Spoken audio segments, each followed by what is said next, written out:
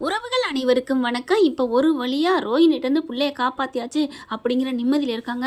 ஆனாலும் அண்ணாமலைகிட்ட வந்து விஜய் என்ன பண்ணுது, எங்க என்னங்க அப்படிங்க, என்ன ஏன் பம்புற அப்படின்னு அண்ணாமலை கேட்க, இல்லைங்க நம்ம பிள்ளைய காப்பாற்றியாச்சு, அந்த பிரச்சனை ஒன்றும் இல்லை, ஆனால் உங்கள் உயிருக்கு ஏதாவது ஏய் என்ன நினச்சிட்டு இருக்க, உன் பிள்ளைய காப்பாற்றி வந்ததே நம்ம மீனா தான், ஞாபகம் இருக்கா? அதெல்லாம் ஒன்றும் இல்லைங்க, அவள் கிருஷ்ண கூட்டம் தான், அவ்வளோதான். என்ன அவ்வளோதான்னு சொல்கிற? கிருஷ்ண மட்டும் கூட்டம் இல்லைன்னா உன் மருமக சீச்சி, அதை என் வாயால் சொல்லக்கூடாது, அந்த பார்லர் அம்மாவை அவள் கதவை திறந்துருப்பான்னு நினைக்கிற அப்படின்னு சொல்ல, திறந்துருக்க மாட்டாதான், அவள் நேரம் ஏதாவது பண்ணியிருப்பா. அப்பா ஏப்பா அவளாம் பண்ண மாட்டாப்பா.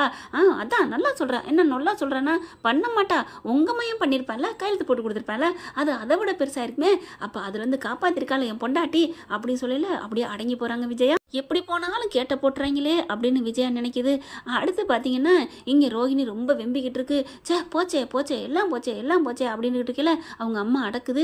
போதுண்டி, என்னதான் எண்ணெய் தடவிட்டு விழுந்தாலும் ஒட்டுற மண்ணு தான் ஒட்டுன்னு சொல்லுவாங்க, விட்டு தள்ளு அப்படிங்கிறாங்க. அம்மா உனக்கு தெரியுமா, உனக்கு விளையாட்டா போச்சு, நக்கலாக இருக்கு, என் வாழ்க்கை சீரழிஞ்சிட்டு இருக்கு. ஐயோ அந்த மீனாவும் முத்து இல்லைன்னா இன்னும் கொஞ்ச நேரத்தில் அவன் கையெழுத்து போட்டு கொடுத்துருப்பானே, கையெழுத்து போட்டா கோர்ட்டில் வந்து அவன் என்னை மிரட்டி வாங்கினா அப்படின்னு சொல்லிட்டானா என்ன பண்ணுவேன்? அவன் சொல்லியிருக்க மாட்டாமா, நீ மட்டும் கோர்ட்டில் அப்படியே சொன்னீன்னா நான் அப்போவே நான் ஏதாவது பண்ணிக்கிறவேன், எழுதி வச்சிருக்கேன் லெட்டர்னு எழுதி காமிச்சிருப்பேன் தெரியுமா. ஐயோ நீ திருந்தவே மாட்டியாடி, ஏன்டி இப்படி பண்ணுற? அம்மா நான் திருந்துறதுக்கு என்னம்மா தப்பு பண்ணேன்?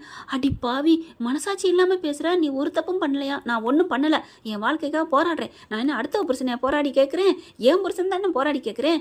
ஆமாடி அடுத்த புருஷன் தான். ஏன்னா நீ மட்டும் இப்போ கல்யாணம் ஆகாமல் இருந்திருந்தீங்கன்னா விட்டுருந்தீங்கன்னா மனோஜுக்கு இன்னொரு கல்யாணம் பண்ணியிருப்பாங்க, அப்போ அவரோட புருஷனை தான் நீ கரெக்ட் பண்ணியிருக்கிற அப்படி தானங்க தோணுது. அடுத்து சிந்தாமணி வந்துடுது. இங்கே பார்த்தா வாங்க வாங்க ஆண்டி அப்படிங்கிறாங்க. என்னம்மா இப்படி ஆகிப்போச்சு என்ன அப்படிங்கல.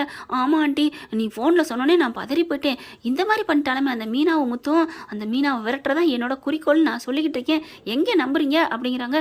நான் என்ன, நானும் கரெக்டாக தான் இருக்கேன் ஆண்டி, அவளை கண்டிப்பாக நான் விரட்டியே தீருவேன், நான் சும்மா விட மாட்டேன் அப்படி சொல்லிட்டு ரோகிணி செம்ம கோவத்தில் பேசிக்கிட்டு இருக்காங்க. சரி இப்போ என்ன பண்ணலாம் அப்படின்னு சொல்லிட்டு இங்கே வாங்க ஆண்டி அப்படின்னு உட்காடுறாங்க. அம்மா நீ போய் சமையலை பாரு அப்படிங்கிறாங்க. இந்த பாப்பா என்ன பண்ணுறேன், ஃபோன் எடுத்து விளையாண்டுக்கிட்டே இருக்கேன். ஆமாம் ஆண்டி எனக்கு ரொம்ப மனசே சரியில்லை, இங்கே பாருங்கள் பத்திரத்தை பாருங்க, இங்கே படித்து பார்க்குது. ஆஹா சூப்பராக இருக்கே, இதில் ஏமா அவன் சைன் வாங்கலை? அவன் தான் போடுறதுக்குள்ள அந்த வீணா போனது 2 வந்துருச்சுங்களே அப்படின்னு பேசிக்கிட்டு இருக்காங்களா. இவங்க என்ன பண்ணுறான், ஆடிக்கிட்டும் பாடிக்கிட்டு இருக்கான் கிருஷ். ஜாலி ஜாலி அப்படின்னு வெளியில் போயிட்டு அப்படியே பார்த்துக்கிட்டே இருக்கான். அங்கே பார்த்தீங்கன்னா எல்லாம் வீடியோ எடுத்துகிட்டு இருக்குதுங்க. Dance super அப்படிங்கல. கிறிஸு என்ன மாதிரி உன்னால் ஆட முடியுமா, இல்லை ஏதாவது ஒரு ரீல்ஸ் பண்ண முடியுமா? யாருக்கு தெரியாது, நான் பண்ணுவேனே அப்படின்னு சொல்லிட்டு எப்படா பண்ணுவேன், இங்கே பாரு எனக்கு எங்கள் அம்மா வீடியோ எடுக்கிறாங்க, இந்த நானே செல்ஃபி எடுப்பேன், உன்னால் எடுக்க முடியுமா என்ன அப்படி சொல்ல. போடா எனக்கு எடுக்க தெரியும், அம்மா அம்மா என்னை வீடியோ எடுமா, போடா நானே முக்கியமானது பேசிக்கிட்டு இருக்கேன், என் வாழ்க்கை போச்சுன்னு அப்படின்னு விரட்டி விட்றாங்க. அந்த பிள்ளையும் ஓயாமல் கூப்பிடுது, போறியா இல்லையான்னு அடிச்சு போடுறாங்க. அழுதுகிட்டே அப்படின்னு அழுதுகிட்டே என்ன பண்ணுது, இப்போ நம்ம யாருக்கிட்ட ஆடி காமிக்கிறது, அம்மா வீடியோவும் எடுக்க மாட்டேங்கிறாங்க, ஆடவும் மாட்டேங்கிறாங்க அப்படின்ட்டு அப்படியே நேராக அந்த பக்கத்து போயிட்டு நின்றுக்கிட்டு கரெக்டாக என்ன பண்ணுறான், வீடியோ கால் அடிக்கிறாங்க. நம்ம முத்துக்கும் மீனாவுக்கும், அங்கிள் ஆண்டி எங்க அப்படிங்கல. என்னடா செல்லக்குட்டி என்ன வேணும் அப்படிங்கல. ஏன் அழுகுறீங்க, அழுகக்கூடாது அப்படின்னு சொல்கிறாங்க. ஆண்டிக்கிட்ட நான் ஒரு ரீல்ஸ் பண்ணி காமிக்கணும், அதுக்காகத்தான் நான் பண்ணேன் அப்படிங்கல. வா மீனா இங்கே வா அப்படின்னு சொல்லி கூப்பிட, காமி காமி அப்படிங்கல. என்ன கிருஷி அப்படிங்கிறாங்க. ஒன்றும் இல்லை இவ பாருங்க அப்படின்னு சொல்லிட்டு, இப்போ பாருங்க அப்படின்னு சொல்லிட்டு ஏதாவது அப்படி ரீல்ஸ் பண்ணி காமிக்குது. வா சூப்பர் சூப்பர் அப்படி சொல்லிட்டு ரொம்ப சந்தோஷமா பட, நல்லா இருக்குமா, நீ இதே பண்ணிட்டு இருக்கக்கூடாது, செல்லு ஓயாம பார்க்கக்கூடாது சரியா அப்படின்னு சொல்லிட்டு இருக்கல. இங்கே சிந்தாமணி குரல் லைட்டாக கேட்குது. கிரேஷ் அங்கே யார் வந்திருக்கா அப்படின்னு கேட்க, அங்கே ஒரு ஆண்டி தான், எப்போ பார்த்தாலும் வருவாங்களே அந்த ஆண்டி தான் அப்படிங்கிறாங்க. அப்படி யாராக இருக்கும் ஆண்டினா, கொஞ்சம் காமிக்கிறியா அப்படின்னு சொல்ல. ஐயோ காமிச்சா திட்டுவாங்களே, சரிப்பா விடு. ஐயோ ஆண்டி அதெல்லாம் இல்லை, நான் வீடியோ எடுக்கிற மாதிரி காமிக்கிறேன் அப்படின்னு சொல்லிட்டு, இங்கே பாருங்க அப்படின்னு சொல்லிட்டு காமிக்கிறாங்க. அப்படியே பார்த்தோன்னா ஆடி போகுது. அப்போ சிந்தாமணியும் ரோகிணியும் கூட்டா அப்படின்னு பார்க்கல. கரெக்டாக பார்த்தீங்கன்னா அந்த அம்மா வருதுங்க சாமி அடியும். இங்கே வந்த அப்படின்னு கேட்க, இல்லை காசு வேணும், நான் கொஞ்சம் வெளிநாட்டுக்கு போகிறேன். வெளிநாட்டுக்கா? இல்லை கேரளாவுக்கு போகிறேன். அது வெளிநாடு இல்லடி, வெளி மாநிலம். உன்னையெல்லாம் நம்பி முற்றும் திறந்த முனிவருங்கிற மாதிரி ஜோசியம் பார்க்கலாம் போய் ஒரு வீட்டுக்கு அனுப்பினேன் பாரு, இது கூட தெரில. அம்மா விடுங்கம்மா, நான் ஏம்மா அறிவாளியாக இருக்கணும், நீங்கள் அறிவாளியாக இருந்தால் பத்தாதா, நீங்கள் அறிவாளியாக இருந்து சம்பாதிங்க, உங்ககிட்ட இருந்து நான் காசை வாங்கிக்கிறேன். இப்போ யாரை பிரிக்கணும், அந்த வீட்டை விட்டு மீனாவை விரட்டிட்டாங்களா? எங்கே விரட்டினா, அவள் அங்கே தான் இருக்கா பசை போட்ட மாதிரி. அப்போ அந்த விஜயாவை என்கிட்ட கூப்பிட்டு வந்துருங்க, நான் அங்கே போய் மறுபடியும் பேசுகிறேன். என்ன உனக்கு அவ்வளோ ஆர்வம் அவளை அந்த வீட்டை விட்டு விரட்டுறதுல அப்படின்னு சிந்தாமணி கேட்க, ஒன்றும் இல்லைம்மா, எனக்கு பணம் கிடைக்கும்ல, அதுக்காக தான். அதெல்லாம் தேவைப்படுறப்ப நாங்கள் தர்றோம், நீ கிளம்பு, உன்னை கூப்பிட்றப்ப நீ வந்தால் போதும் அப்படின்னு அனுப்பி வைக்கிறாங்க. அதுக்கப்புறம் ரோஹிணி கண்ணு கவலைப்படாத, அவளை வீட்டை விட்டு விரட்டுறதா என்னோட வேலை, சரியா? சரிங்க ஆண்டி அப்படின்னு சொல்லிட்டு இங்கிட்டு சிந்தாமணி போகுது. ரோஹிணி வருது. டேய், ஏன்டா அப்படி படுத்து எடுத்த? நான் தான் உன்ட்ட மொபைல் கொடுத்துட்டேன்ல, சும்மா அதை வச்சு விளையாடாம அம்மா அம்மா அம்மா அம்மான்னு சொல்லி நொய்யின்னுட்டு இருக்க. அது இல்லைம்மா, நான் ரீல்ஸ் பண்ணேன். ரீல்ஸ் பண்ணானே எது பண்ணானு போடா அப்படின்னு சொல்லிட்டு கிச்சனுக்கு போகுது. அவங்க அம்மாட்ட போயிட்டு, அம்மா என்ன பண்ணுற, சமைச்சிட்டியா? சமைச்சிட்டேன் அப்படிங்க. ஏம்மா சலிச்சுக்கிட்டு பேசுகிற? நீ பேசுனதெல்லாம் கேட்டேன்டி, அது சகிக்க முடியலடி, அதனால தான் நான் சலிச்சுக்கிட்டு பேசுகிறேன் அப்படின்னு சொல்ல, என்னம்மா ரைமிங்காக பேசுகிறேன்னு நினப்பா? ஆமாடி, எனக்கு தெரிஞ்ச ஏதோ ஒன்று அப்படிங்கிறாங்க. ஏண்டி இப்படிலாம் பண்ணுற? வேணாண்டி, அவங்க பாட்டுக்கு இருக்காங்கடி. ஏம்மா உன் பொண்ணு நான் நல்லா வாழணும் ஆசை இல்லையா? நல்லா வாழணும் ஆசை தாண்டி. அந்த மனோஜ் மனசார ஏற்றுக்கிட்டா நான் 100 காவடி எடுப்பேன்டி, நீ நல்லா இருக்கணுண்டு அப்படிங்கிறாங்க. அதெல்லாம் நடக்காது, இப்போதைக்கு ஆரம்பத்தில் கஷ்டப்படணும், அதுக்கப்புறம் நான் நல்லா வாழ்வேன். கொஞ்சம் எனக்காக நீ கொஞ்சம் எதுக்கு எனக்கு ஹெல்ப் பண்ணுமா அப்படிங்கிறாங்க. நான் என்னடி பண்ணுறது? இந்த மாதிரி பேசுறது வைக்கிறத நிப்பாட்டு, அதுவே எனக்கு நீ 100 ஹெல்ப் பண்ண மாதிரி அர்த்தம் அப்படிங்கிறாங்க. அதுக்கப்புறம் சே இதெல்லாம் அம்மாவா அப்படின்ட்டு வெளியில் வருது. அந்த பக்கம் பார்த்தீங்கன்னா மீனாவும் முத்துவும் அப்படியே அதிர்ச்சியில் உறைஞ்சி போய் நிற்கிறாங்க. அப்போ இந்த சாமியாடி எல்லாமே இவங்க பண்ண ஆள் தானா, செட்டப்பா அப்படின்னு சொல்லிட்டு என்ன பண்ணுறாங்க, கூப்பிட்றாரு. அப்பா இங்கே வாங்க, எல்லாரும் வாங்க அப்படின்னு சொல்லிட்டு, என்னடா இவன் எப்போ பாரு எல்லாரும் வாங்கன்னுக்கிட்டு என்னடா அப்படிங்கல.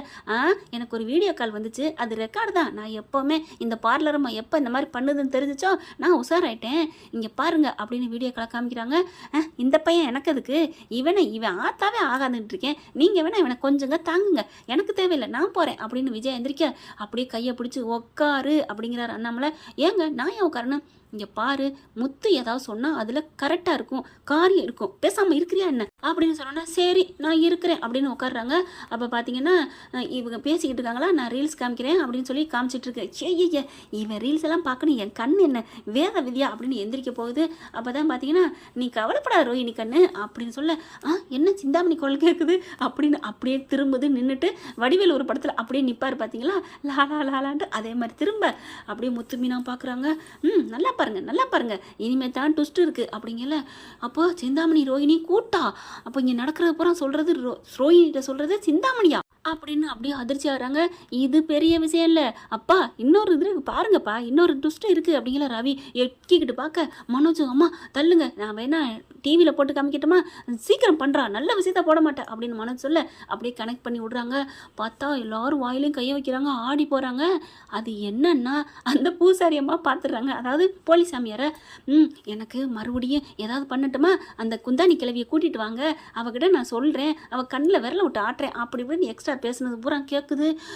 அடி பாவி, அப்போ செட்டப்பா, நாங்கள் தான் அப்பவே சொன்னோமே அது செட்டப்புன்னு, நீங்கள் தான் சித்தப்புன்னு ரொம்ப இதுங்குனீங்க அப்படின்னு முத்து சொல்ல, ரவியும் திட்ட ஆரம்பிக்கிறாரு விஜயாவை.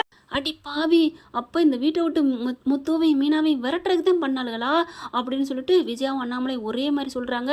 அப்படின்னு 2 பேரும் திரும்பி பார்த்துக்க, இரு ஐயோ அந்த அம்மா பார்க்குது, அந்த சோசியர்காரம்மா, நாளைக்கு எனக்கு காசு கிடைக்கும்ல, அதுக்காகத்தான் அவளை நான் விரட்டுறதுக்கு பார்க்குறேன், அது எல்லாரும் நம்புதுங்க.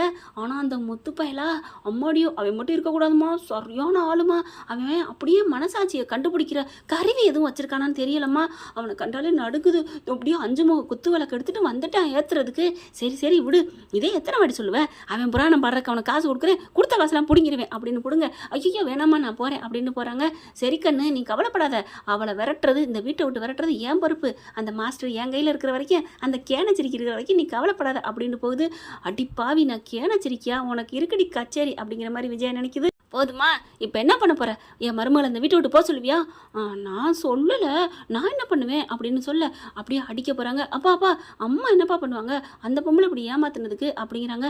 அதுக்கு தாண்டா பகுத்தறிவுன்னு ஒன்று வேணும், எதுக்குடா 6 அறிவு வச்சிருக்கான் அப்படின்னு சொல்லிட்டு பயங்கரமாக திட்டிட்டு போகிறாரு. அதுக்கப்புறம் டேய் மன்னிப்பு கேளு மீனாக்கிட்டையும் முத்துக்கிட்டையும் அப்படிங்கிறாரு. எதுக்கு மன்னிப்பு கேட்கணும், வீட்டை விட்டு போக சொன்னில்ல, அவங்க சொன்னாங்க நான் சொன்னேன், இப்போ அவள் ப்ராடுன்னு தெரிஞ்சிருச்சு, இப்போ நான் போக சொல்லலை, அதுக்கு அது சரியாக போச்சு அப்படின்னு போகுது. இதெல்லாம் திருந்தா ஜென்மம்டா அப்படிங்கிற அப்படிங்கிறாங்க. ஆனால் விஜயா பார்க்குது, இனிமேல் நான் அவளை சும்மா விட மாட்டேன், இப்போயே போகிறேன். அம்மா எங்கே போகிறீங்க?